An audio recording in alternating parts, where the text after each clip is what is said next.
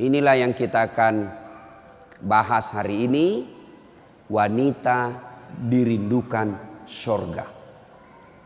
Ya, saya dikasih judul menjemput rezeki, tapi rasa-rasanya judul ini yang lebih tepat. Wanita dirindukan surga. Mau dirindukan surga, Ibu? Apalagi ibu-ibu ini yang depan saya yang sudah muka-muka sakaratil maut. Mau?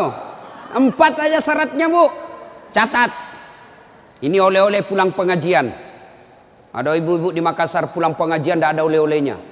Saya tanya, gimana pengajiannya? Alhamdulillah, hebat.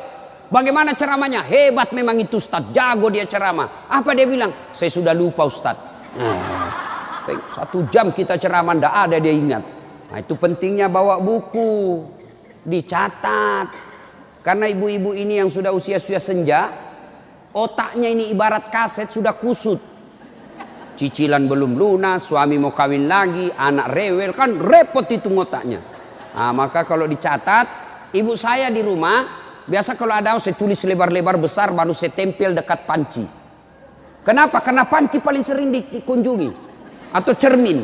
Nah, itu ibu catatannya tempel di cermin nanti itu, Bu. Suruh anaknya ketik baik-baik, rapi, tempel di cermin supaya selalu diingat. Ini 4 aja syaratnya ibu dirindukan surga. Tidak ada hadis mengatakan laki-laki dirindukan surga. 1, kata Nabi, aqimis salah, dirikan sholat. Bingung saya, kenapa ini dikhususkan perempuan? Dirikan sholat. Kalau mau dirindukan surga, oh usut punya usut. Ternyata perempuan memang paling sering lalai dalam sholat. Kapan Ustadz? 1, selesai haid. Tuh kalau iman tidak baik bisa haidnya 4 hari, dia tambah bonus 2 hari. Ya kan? Iya. Dia bilang suaminya, biasanya haid cuma 4 hari. Ini sudah hari ke-6 kau belum sholat. Belum bersih. Iya toh? Dia bilang suaminya, bohong, masih ada sedikit-sedikit. Dia lagi suaminya, serius lu? Apa serius? Saya kasih lihat kau. Iya toh?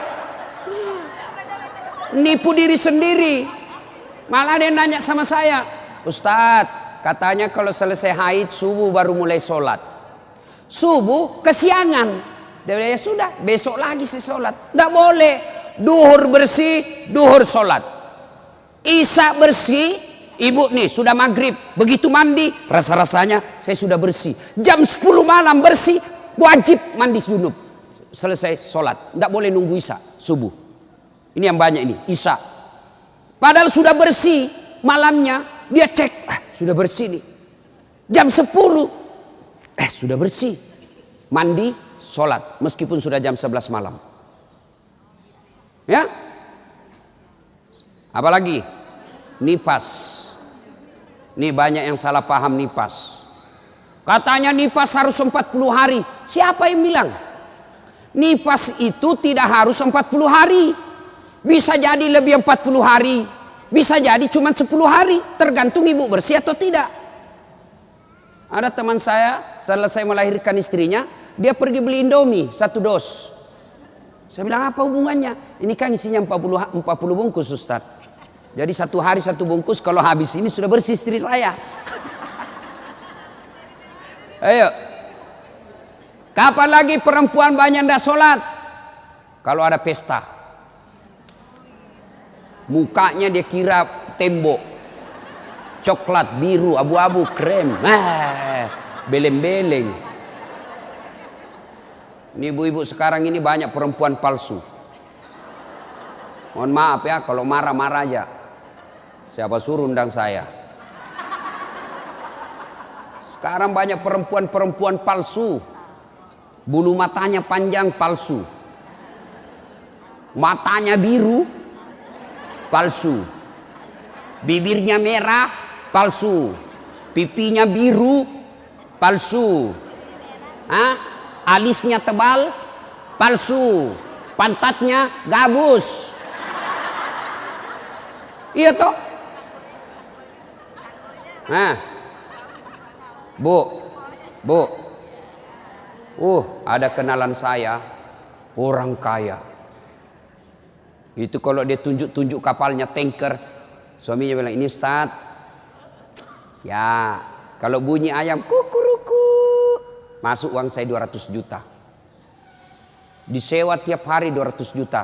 Kalau ini Ustaz 75 juta satu hari. Istrinya Bu, tidak bisa, tidak yakin orang dia istri orang kaya. Sederhana pakaiannya. Akhirnya apa? Semua orang kalau lewat, orang kagum. Tahu enggak? Orang kaya loh itu. Sederhana pakaiannya. Tidak glamor. Orang jadi teladan. Kenapa? Dia kaya tapi tidak macam-macam pakaiannya. Orang senang lihat. Ini sudah tidak kaya, tidak terkenal. Gede ganyanya. Kayak sudah tabrak tiang listrik. Beleng-beleng. Tahu beleng-beleng? Dongo. Tahu dongo? Beleng-beleng. Tahu beleng-beleng? Dongo. Tahu dongo? Beleng-beleng. Beleng-beleng itu Rocky Gerung bilang dungu. Dungu atau oon. Tahu oon? Es krim ditiup. Itu beleng-beleng itu. Cuk, banyak perempuan tidak sholat gara-gara make up. Hah? Make up. Nah. Make up. Shadow. Eyeshadow. Oh, malah ada model baru saya lihat Ibu. Dikasih lebih lagi putih-putih di sininya. Apa bedanya sama belek? Ayo. Sekarang ini kita dibodoh-bodohi sama artis. Memangnya artis idola kalian? Yuk, ada lagi yang lebih beleng-beleng. Dikasih lebih lagi alisnya sini nih. Ada lebihnya sedikit naik. Gini modelnya. Saya bilang kenapa lagi dikasih lebih? Dia bilang seperti artis Korea. Bleh! Artis Korea baru sudah pensiun. Bleh! Apa ini dibodoh-bodohi sama make up?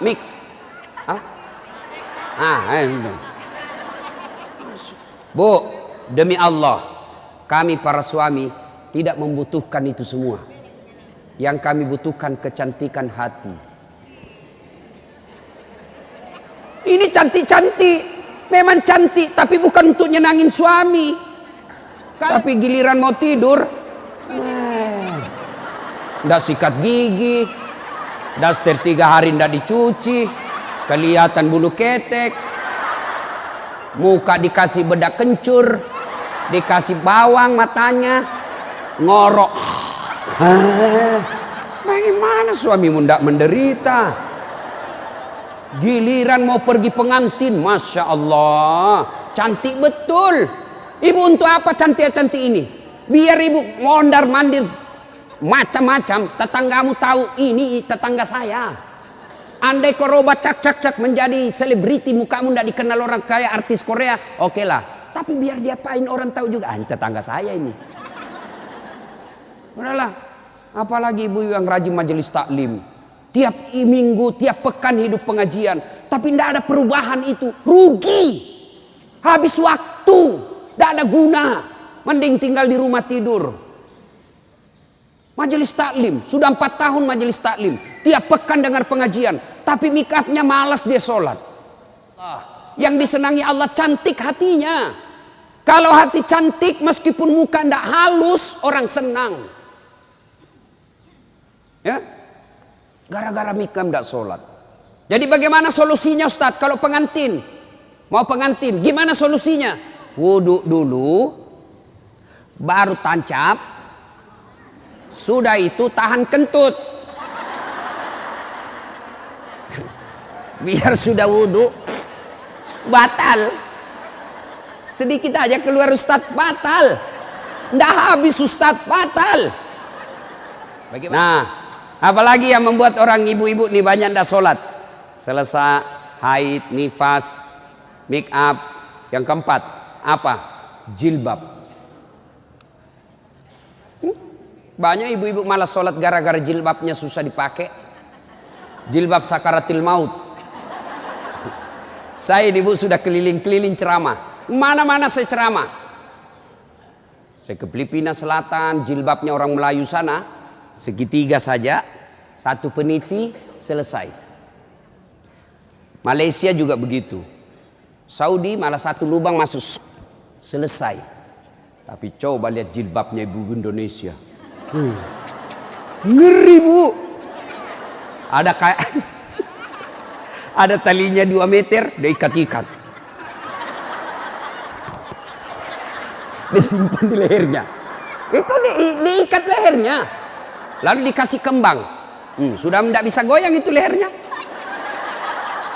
Nah, iya toh? 3 lapis. Ini penutup kepalanya 3 lapis. Ada kuningnya, abu-abu, coklat. Dikasih mereng lagi sedikit. Coba. Lalu ada kayak pohon di belakang. Biasa kalau ada pengganti. Gimana caranya dia pakai ini ya? Nah, sudah diikat lehernya. Pakai pula rok yang sempit. Rok sempit. Jalanlah dia. Dia bilang suaminya, buru-buru bu. Katanya, tunggu sebentar pak. Beleng-beleng. Beleng-beleng. Coba kalau lebar, kan enak lari dikejar anjing.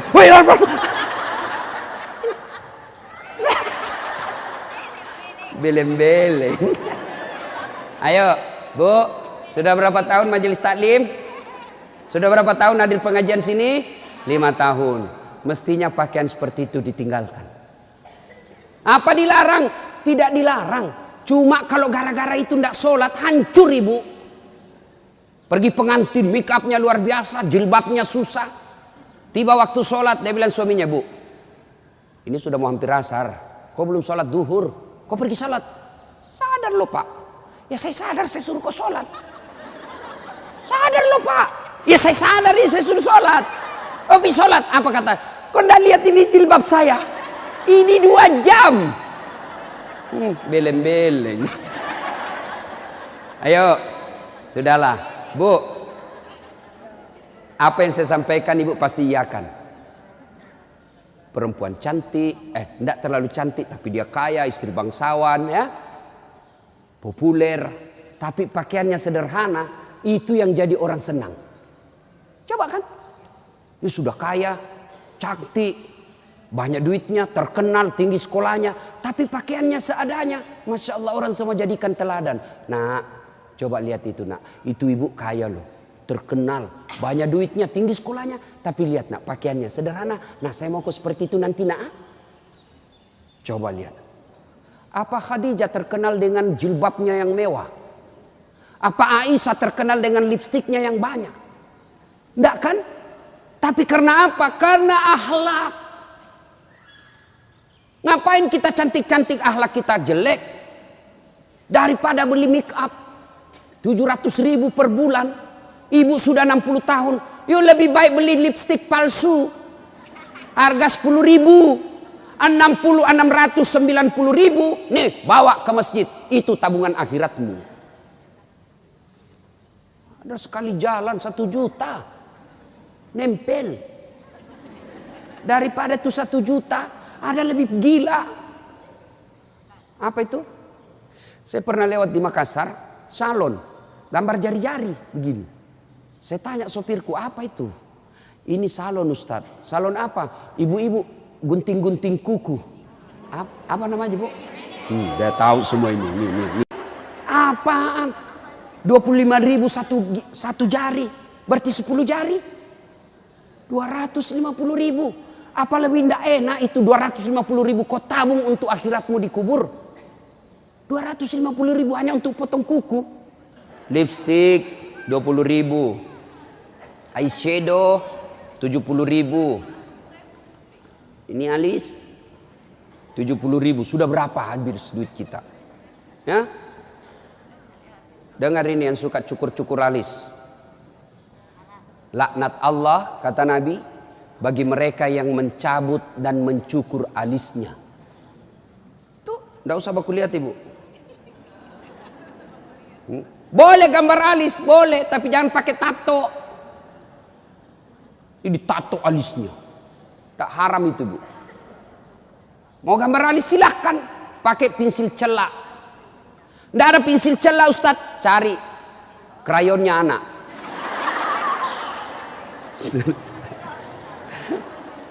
Nah ya, kalau ada pengantin, ibu-ibu silakan make up, tapi jangan berlebih. Jangan gara make up dan jilbab ibu tidak sholat padahal sudah 5 tahun majelis taklim. Auzubillah min zalik. Tidak ada gunanya itu. Maka tunaikan sholat dengan sebaik-baiknya, ibu akan dirindukan oleh surga. Saya sudah sholat Ustadz, kenapa hidup saya masih susah? Berarti sholatnya belum sempurna. Ada yang di sini sakit ibu, asam urat, gula, kecil buat Allah sembuhkan itu. Kecil. Apa susahnya Allah sembuhkan penyakit itu? Kecil. Cuma kadangkala ketika kita sakit kita lupa Allah. Kita lebih senang ke dokter. Emang dokter yang sembuhkan penyakit? Ya. Mohon maaf kalau ada dokter di sini. Sampai detik ini saya belum pernah ketemu dokter yang hebat. Kenapa? Begitu saya ke dokter, saya juga yang kasih tahu penyakitku. Iya toh? Assalamualaikum dok. Waalaikumsalam Ustaz. Masih sini Ustaz. Kenapa Ustaz? Mencret-mencret dok. Mules terus perutku dok. Kenapa bisa? Dalam hatiku, ya urusanmu dong, kan kau dokter. Masa saya kau tanya? Yang hebat kalau baru muncul, Ustadz pasti mencret. Itu yang hebat. Tapi kan tidak. Allah tanpa diberitahukan, tanpa curhat, Allah tahu apa penyakitnya ibu. Maka datang sholat. Sudah itu sholat, sudah itu sholat, sudah itu sholat, baru ke dokter. Ayo perbaiki sholat ibu. Tidak ada susahnya Allah kasih dunia. Ustaz, saya sudah 30 tahun rantau ke Jogja. Tidak bisa beli rumah Ustaz. Masih ngontrak-ngontrak. Tidak usah cari capapnya. Periksa sholatmu. Saya sholat Ustaz. Kok begitu hidupku? Berarti belum ikhlas.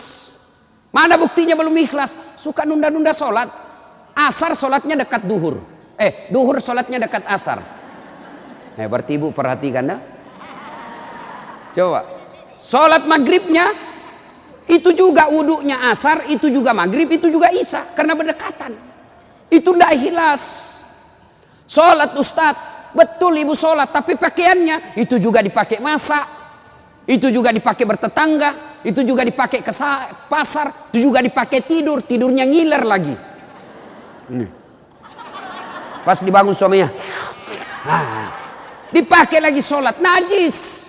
Pantas 30 tahun sholatnya tidak bisa memperbaiki hidupnya. Kenapa? Sholatnya tidak sesuai yang diajarkan Nabi. Saya sholat Ustadz, betul ibu sholat, tapi tidak semangat. Allah.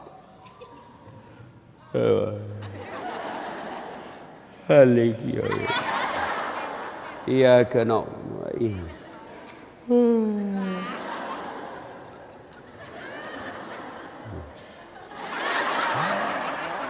Ada juga yang sholat seperti itu. Ada yang sholat gitu.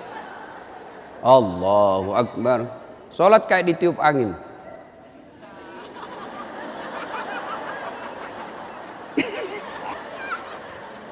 Ayo, ada juga yang sholat semangat.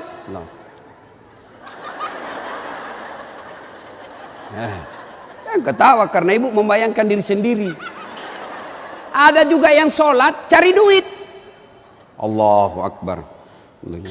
Iya kena budu.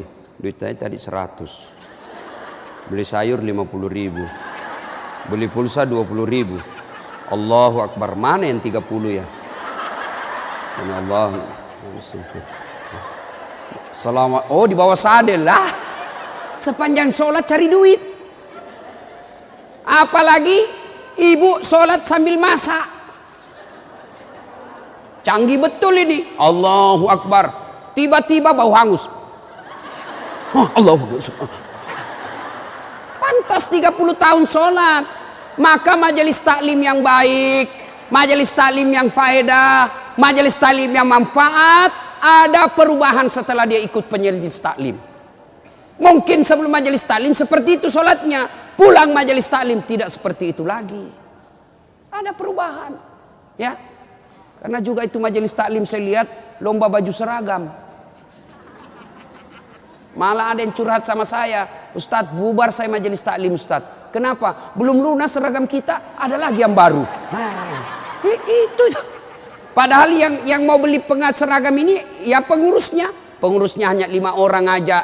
Ya, yang kaya-kaya. Ini aja yang berdiskusi 5 orang. Ini jelek mulai kabur, nih ada nih yang baru, ganti lagi. Orang belum lunas diganti lagi. Majelis taklim yang baik bukan yang banyak seragamnya, tapi yang tambah ilmunya, tambah akhlaknya. Itu yang baik. Ya. Perbaiki sholat. Bu ya. Bu. Sholatullah Salamullah ala toha Sholatullah Salamullah ala yasin habibillah.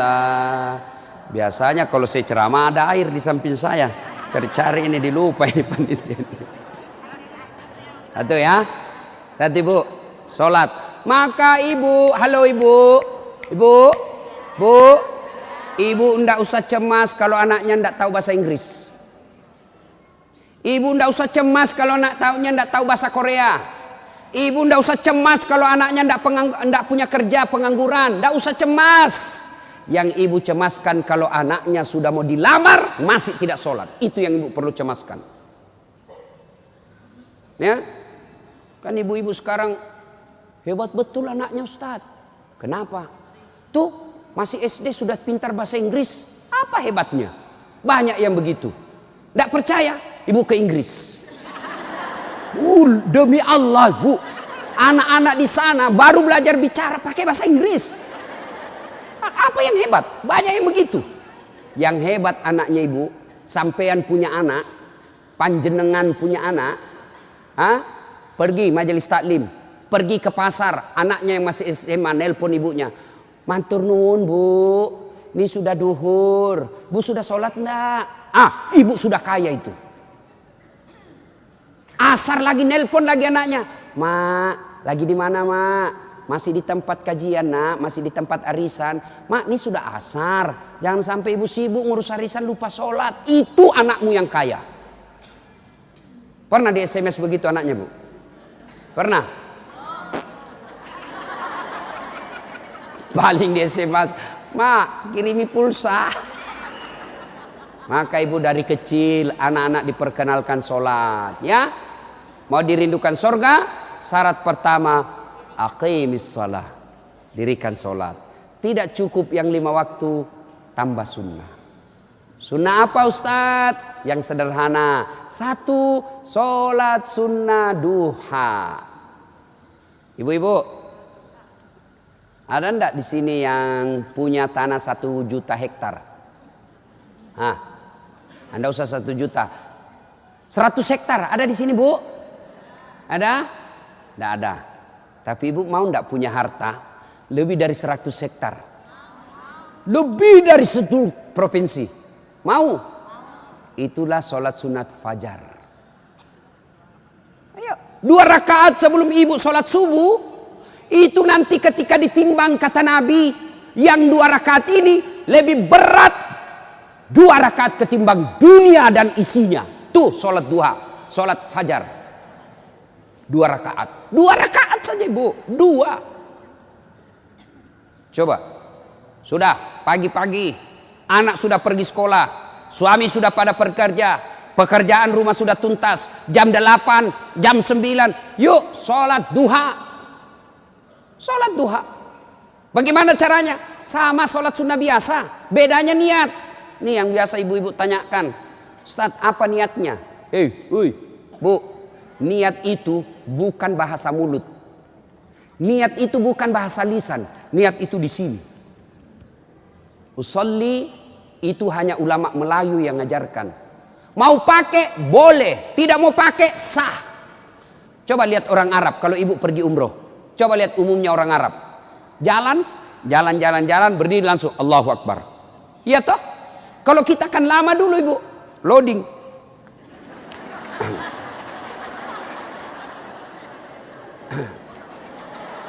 Allah. Duduk. Saya tanya, kenapa tidak jadi sholat ibu? Saya lupa sholinya. Boleh tidak ucapkan. Mau ucapkan silahkan. Usalli sunnatal duha. Raka'ataini lillahi ta'ala. Saya niat sholat sunnah duha. 2 rakaat. Sunnah hukumnya bagi saya lillahi ta'ala. Allahu Akbar. Tuh. Nggak hafal juga itu Ustaz. Ambil jalan pintas. Berdiri tegak. Menghadap ke kiblat, baru ibu bilang begini, Tuhan, sholat sunnah duha ya, Allahu Akbar. Boleh, benar boleh bu. 2 rakaat berikutnya ulang lagi, Tuhan masih seperti yang tadi, Allahu Akbar. Boleh, benar. Daripada ibu nunggu bahasa Arabnya, ndak hafal, ibu ndak sholat. Itu sholat duha ibu. Hei bu, suami pergi cari nafkah. Anak sudah pergi sekolah. Ibu sholat duha.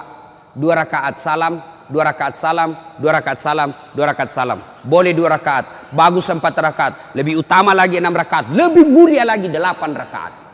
Boleh 2? Boleh. Kalau ibu sibuk 2 aja boleh. Bacaannya sama sholat sunnah yang lain. Nggak hafal banyak ayat-ayat Ustadz. Ya sudah yang ibu hafal aja. Kul-kul ya sudah kul-kul aja. Rakaat pertama kul huwallah. Rakaat kedua kul huwallah lagi. Tidak apa-apa. Bahkan boleh begini bu. Allahu waladhdallin amin. Bismillahirrahmanirrahim. Alif lam mim. Allahu Akbar. Boleh. Rakaat kedua. Waladhdallin amin. Bismillahirrahmanirrahim. Yasin. Allahu Akbar. Boleh.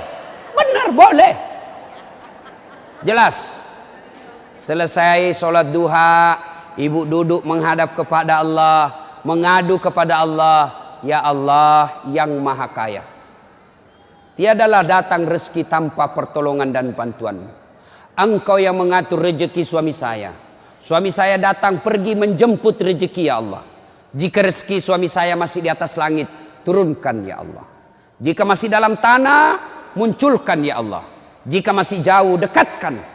Jika masih sedikit, cukupkan. Dan yang lebih penting ya Allah, berkahkan. Doa tidak harus bahasa Arab.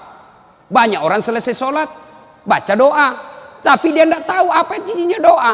Doa itu tidak harus bahasa Arab. Nih rezeki saya, belum sholat duha ini sudah keluar. Langsung 2, ada pula rotinya. Masya Allah ya. Coba ibu, doa, dengar ibu. Doa tidak harus bahasa Arab. Doa itu kalau bahasa Bugisnya mapaletu. Bahasa gaulnya curhat. Silakan ibu curhat. Bahasa hati. Bukan bahasa Arab. Ibu bahasa Arab belum lagi salah ucap. Nggak ngerti apa yang ibu baca. Malaikat bingung. Apa maksudnya ini ibu ini? Apa maksudnya ini ibu? Mau minta rezeki ternyata doanya apa? Minta anak. Bingung kan malaikat. Jadi boleh bu, ya Allah, bukakan pintu rezekiku ya Allah. Mudahkan suamiku memperoleh rezekinya ya Allah. Sudah itu SMS suami. Bang, jangan menghalalkan segala cara. Baru aja aku doakan abangku selamat dalam mencari nafkah. Salam sayang selalu dari istrimu di rumah. Senang itu. Saya ibu, itu istri saya. Kalau dia SMS begitu, saya kasih lihat semua temanku. Istriku ini SMS-nya. Coba SMS begitu suaminya bu. Jangan galau bang, jangan putus asa bang. Rezeki Allah yang tentukan. Selama abang berusaha, rezeki itu ada. Pun kalau terbatas, percayalah saya tetap setia mendampingimu. Pernah SMS begitu suaminya?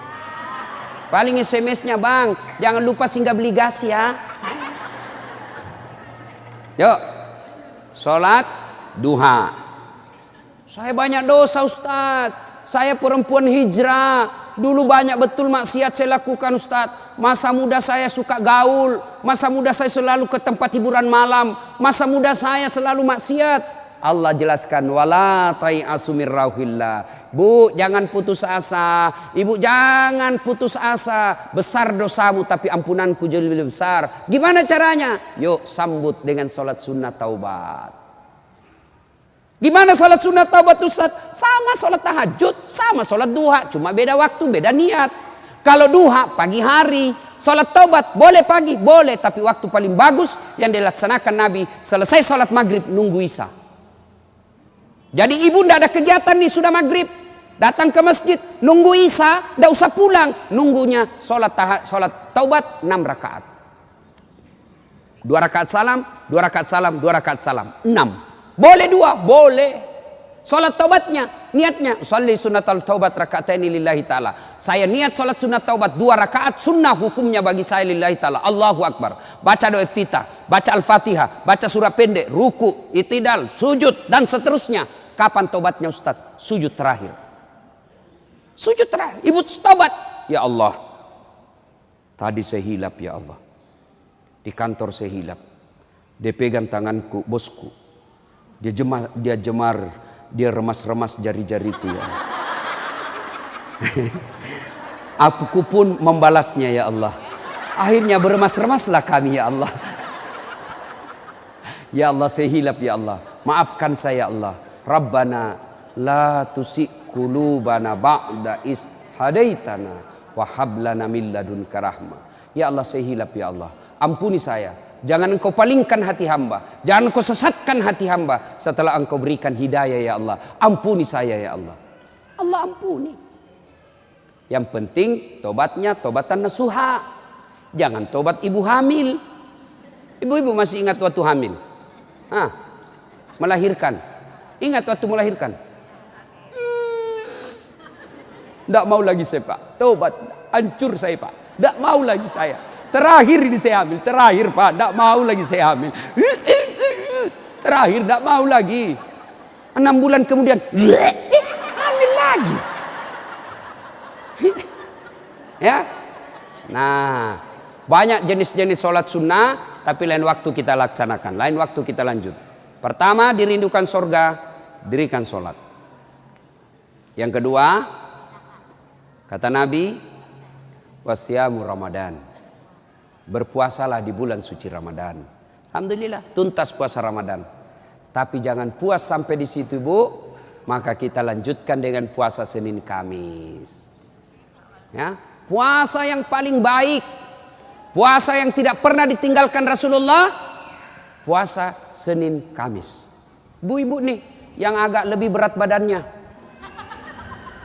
Bukan gemuk. Cuma perbandingannya kurus. Bukan. Orang bilang Ustadz kurus betul. Bukan kurus, kamu yang gendut.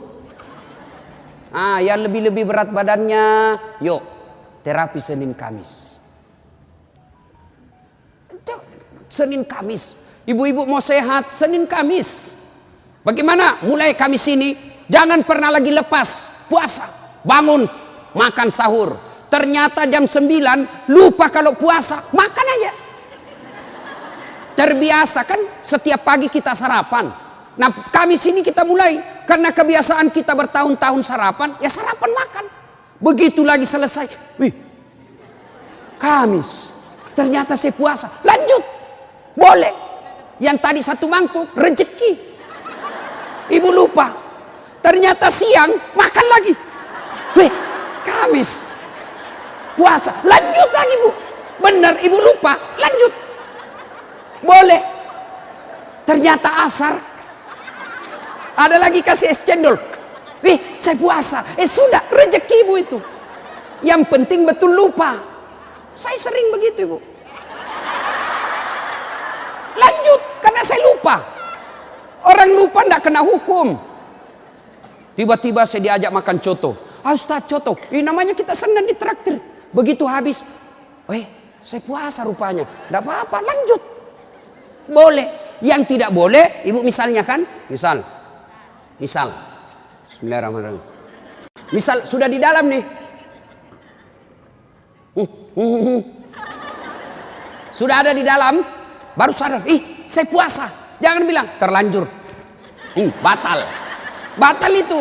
Maka kalau dia sudah di dalam mulut, langsung ingat saya puasa, muntahkan. Cuci. Sah.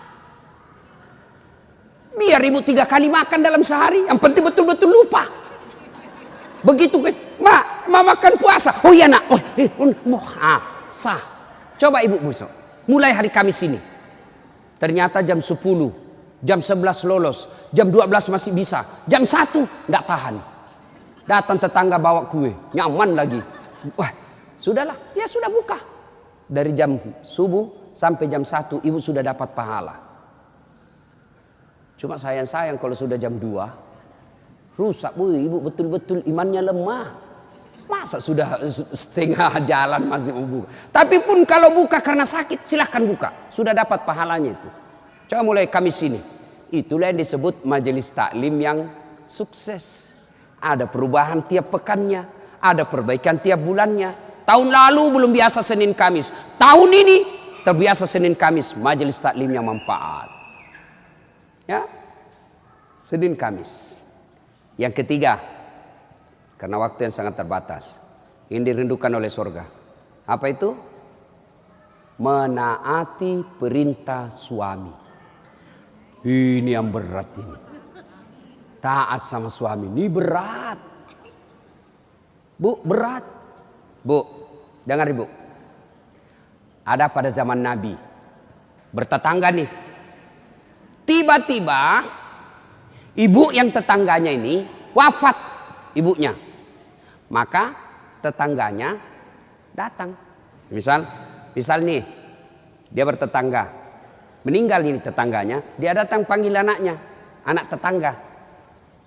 Bu Haji, emak sampean wafat. Datanglah membesuknya. Mulai dari sakit. Mohon maaf Bu, saya tidak bisa besuk ibu saya. Saya tahu sakit, tapi suamiku keluar. Saya dipesan tidak boleh pulang, tinggalkan rumah sebelum pulang. Pulang yang utusan. Sakaratil maut sudah ibunya, datang lagi. Bu, ibu sampean sudah sakaratil maut. Datanglah kau besuk. Mau sekali, tapi mohon maaf suami saya belum pulang. Pulang lagi utusan. Wafat ibunya. Bu, yang terakhir kalinya, bumu sudah wafat, maka mau dimakamkan, kau datanglah sekali aja sebelum dimakamkan. Apa kata ibu? Mohon maaf suami saya belum pulang, saya dilarang keluar sebelum pulang. Saya doakan ibu saya dimakamkan. Tidak datang ini anaknya. Marah ini utusan. Dia datang kepada Nabi melapor. Ya Rasulullah, keterlaluan betul itu tetangga saya. Mulai dari sakit, sakaratil maut, sampai wafat, dimakamkan, tidak datang besuk ibunya. Saya 3 kali datang memanggilnya ya Rasul. Nabi kata, wih, nak durhaka betul itu. Kok bisa begitu? Kenapa bisa? Ya Rasulullah, suaminya pergi jihad, perang. Dipesan sama suaminya, jangan pernah tinggalkan rumah sebelum saya pulang. Mendengar ini, apakah Nabi marah? Subhanallah, dengar ibu. Subhanallah. Nabi lalu bersabda, alhamdulillah, diampuni dosa ibu yang wafat karena punya anak, istri yang taat sama suaminya. Masya Allah. Kira-kira masih ada istri zaman sekarang begini? Masih ada. Baru 10 menit pergi suaminya, dia telepon temannya, datang aja, suami saya sudah keluar. Bu, taat sama suami. Itu pintar redanya ibu masuk surga. Ibu mau tanda fungsi utama suami? Bu, halo ibu. Fungsi utama seorang suami. Ibu mau tahu? Mau tahu ibu? Jalan pintasnya ibu masuk surga. Passwordnya masuk surga.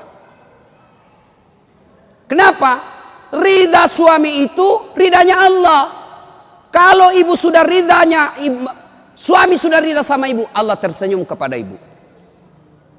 Sebaliknya kalau suami tidak senang sama ibu, tidak pernah baik hatinya suami sama ibu, percayalah, susah ibu masuk surga. Betul, ridhanya Allah itu tergantung ridha suami.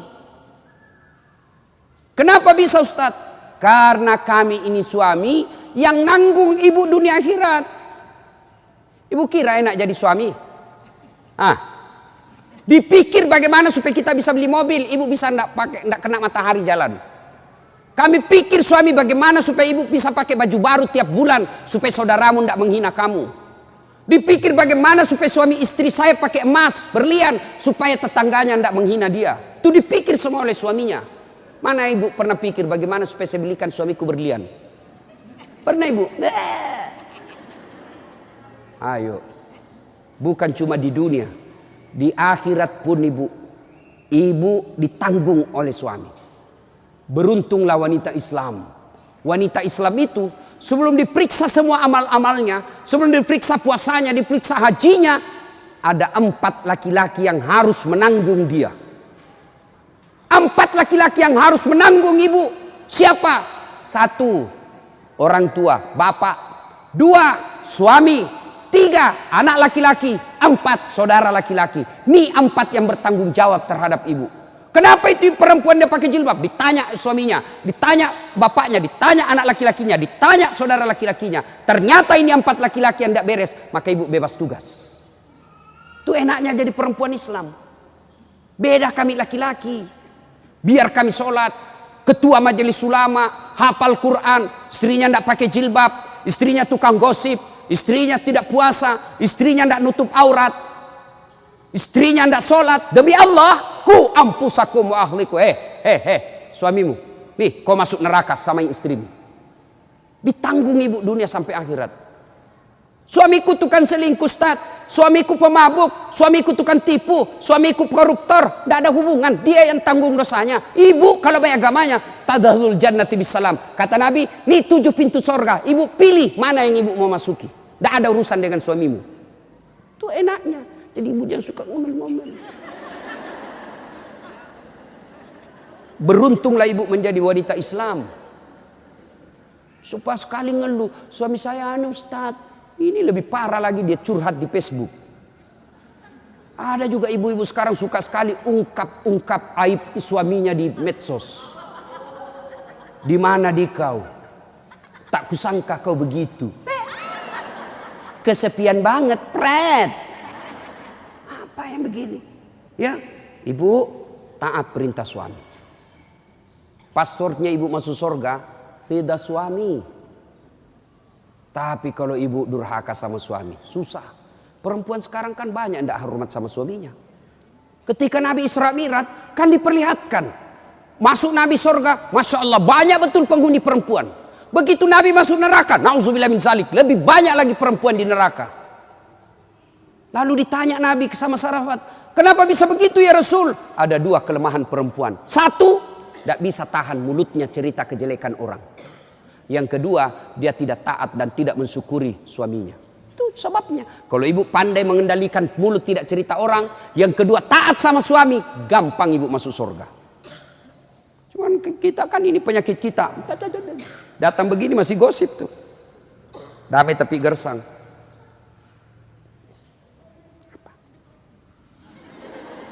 Apa?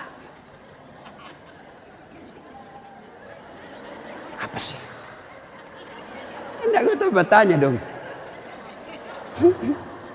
Saya pun digosip. Begitu saya lewat, itu juga bajunya waktu di TV One. Ada urusan. Nenek ibu nih. Palsu. Aku tahu. Hitam itu di gelangnya. Palsu. Palsu lipstiknya. Kenapa kau tahu? Tuh melengket di giginya. Semua dia habis dosanya. Ibu, 1, sholat.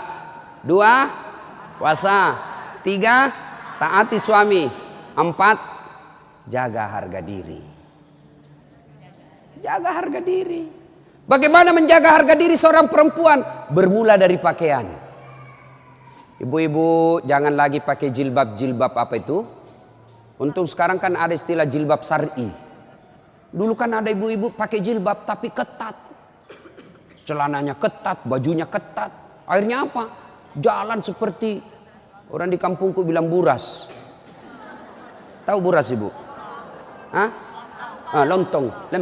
Lontong. Coba lontong kalau dibuka kan masih ada kentara itu anunya, bekas-bekas ikatannya.